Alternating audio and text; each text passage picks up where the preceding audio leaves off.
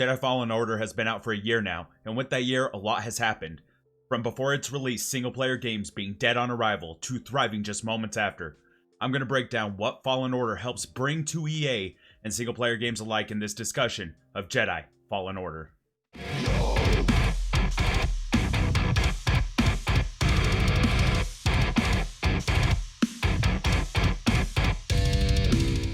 Welcome guys, I'm Ben, also known as Lagiath, and with the PS5 and Xbox Series X being out and backwards compatible, I have been going back to the library and playing games I haven't played in a while.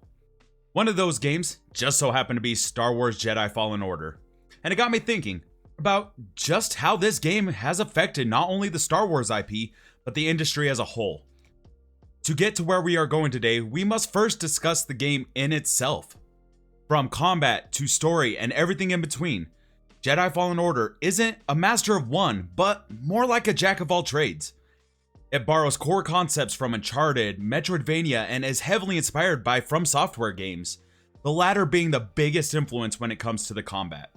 The combat is very much a Souls-like style, with challenging enemies and even bigger bosses where you feel like a stranger in the universe, having been hiding since the activation of Order 66. You have forgotten a lot of the techniques you learned, which is why I feel they went with this style. You are not the greatest Jedi in existence, so therefore, not only stormtroopers, but even the wildlife is a big threat to you. Although threats are everywhere and enemies are tough, you do have your lightsaber to get you through the challenges right at the beginning. This helps give players the feeling of being a Jedi rather than starting off with nothing and eventually becoming a Jedi. Just because you have your lightsaber though, it doesn't mean you are a grandmaster of combat.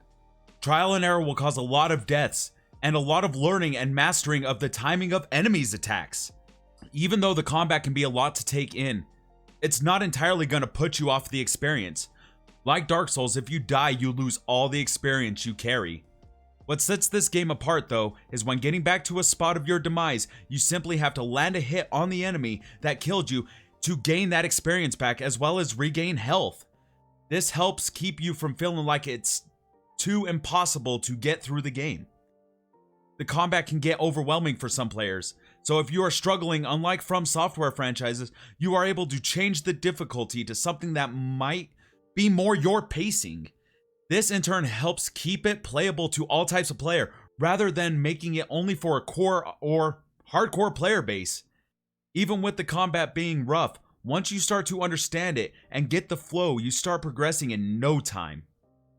In your adventure, you will be traveling to all different types of planets, with new companions that helped rescue you after using your powers and alerting the Empire to your presence. You travel to the planet Bracca, which is where your true journey kind of begins. As you progress from planet to planet, you will find familiar territory as well as new environments that keep you going throughout your journey. Each planet has different terrain and wildlife that keeps it interesting as you learn more about Cal and his companions, as well as exactly what the Empire is after. As you go through each planet, there are places you won't be able to go through, and some might be a little confusing on how are you able to get up to another part of the map. But as you go through and you learn in a series of flashbacks some of the abilities you have forgotten. This gives you a look into how Cal was taught, as well as gives you a look into the kind of person Cal was. Just like the player, Cal is lost in the world and is unsure of himself and his abilities to complete his mission. But as you get the hang of your traversal and combat and progress more and more, you get more confident in your abilities. As well, Cal starts to remember abilities that he had since forgotten, making it possible for Cal to get to a location that otherwise might not have been known or seemed impossible. This adds to more exploration of areas and opens up more shortcuts and different paths that will make it easier to get around. You will finish up a mission or a plot point to go back to the Manus to go to the next part of the story. After you get to a new planet, you will continue on your goal. You will finish that goal, which will grant you a new ability from either remembering your training or an equipment item for Cal or your droid companion BD-1. This will make it to where you can get to other parts of a planet that you couldn't before. Now you can go back to a planet, which you will do consistently, to continue progressing the planet mission or completing the goals of Cal and his companions. The story is by far the best part of the game. You learn about Cal with each progression point, or more about the companions that add some background to everyone they introduce into the game. You will learn through side dialogue you might miss how each character has been living or dealing with the situation they find themselves in. You are trying to rebuild the Jedi Order as well as take care of the Empire and the hold they have on the galaxy. The story isn't the most amazing thing you have ever heard. In fact, it kind of follows a more tried and true narrative, but it's done well enough that it keeps you invested in Cal as a character and the universe you are in. It's a Star Wars story executed well for a video game, and with each plot twist or triumph over your environment, you, as well as the character, start to feel confident and grow to help you get through the adventure and feeling satisfied.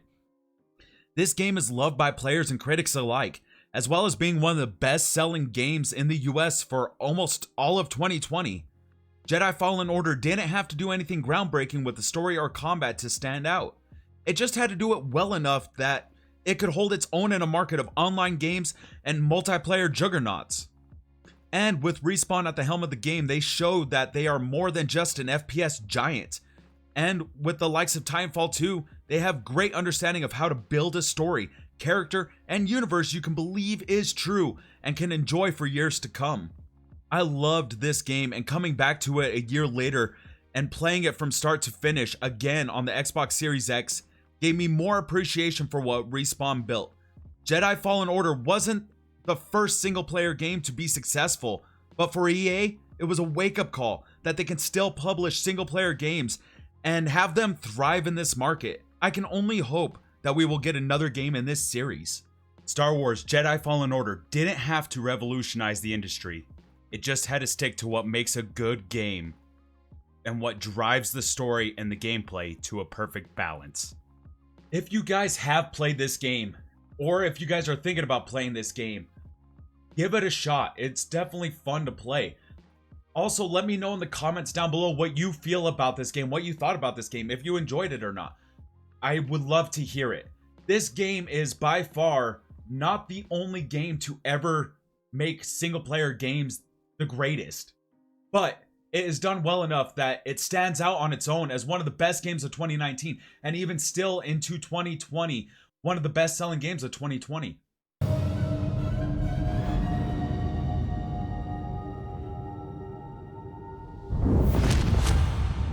Thank you guys so much for watching. If you guys enjoyed this video, please think about giving it a thumbs up, subscribing to the channel, turning on those notifications so you know when the next video comes out.